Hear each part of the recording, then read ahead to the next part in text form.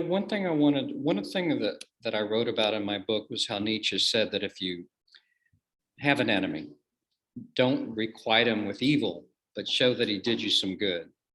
Mm. So I wrote, well, don't even look at him as an enemy in the first place, regardless of how he looks at you. And I mean, do you think that you have any enemies in the world? Because I've seen you take on all comers, and that you sort of subscribe maybe to that view too, that we shouldn't look at anybody as an enemy, no matter of how vile and vicious their actions. Or is that not true? Mm. Mm. Well, I've got a lot of enemies, though, brother. I've lived under death threat for a long time. I've had people come to my house and put guns to my wife's head. I've had people who standing in the driveway when I come home with shotguns and so forth. So that would allow me to infer I've got some enemies. You know what I mean? The question becomes, yeah, exactly. But the question really becomes, what do you do with the enemies? You see, as a follower of a Palestinian Jew named Jesus, in which you love your enemies, which really means the fact that the God that loves me loves them, and they make choices such that engaged in gangster activity or proclivity, they're still human beings. We're still on a continuum with them. Like when I was in Charlottesville, with the sick white brothers in the Klan and neo-Nazis spitting at us and so forth, and what have you. And they would say, why you still call us brother? I said, well, you still are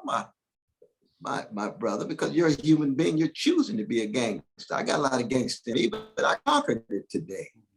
I pushed it back today, you see. So that as long as you're on that human continuum and recognize that people are choosing to be thugs, choosing to be gangsters, and we make different kinds of choices, but they are enemies. I mean, Putin is an enemy of freedom and justice and fairness. Any tyrant would be, but it doesn't mean they're not human. That's where the demonizing. He's not a demon. He's not a devil. I mean, we all start out as these little babies. I mean, and you look, how do they become this and that? What is it about the wiring, and what went wrong? Could it have been circumstance X and circumstance Y? And I think about the person who was with my father at the very end. What did we miss? And what does it say about our own blind spots? Yeah, but no, I should be asking you these questions myself, though, brother.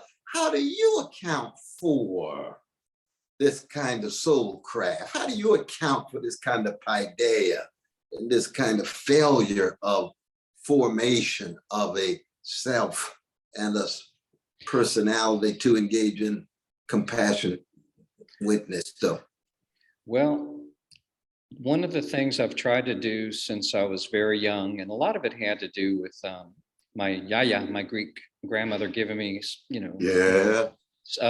Xenophon's version of Socrates. My mother's was from Appalachian. She gave me Shakespeare's works. Is that, like you said, we have the thug in us too. But the other thing is, it's always so easy to see the glaring contradictions and hypocrisies in other people. But to turn that critical lens on ourselves, is another thing altogether. That's exactly right. And so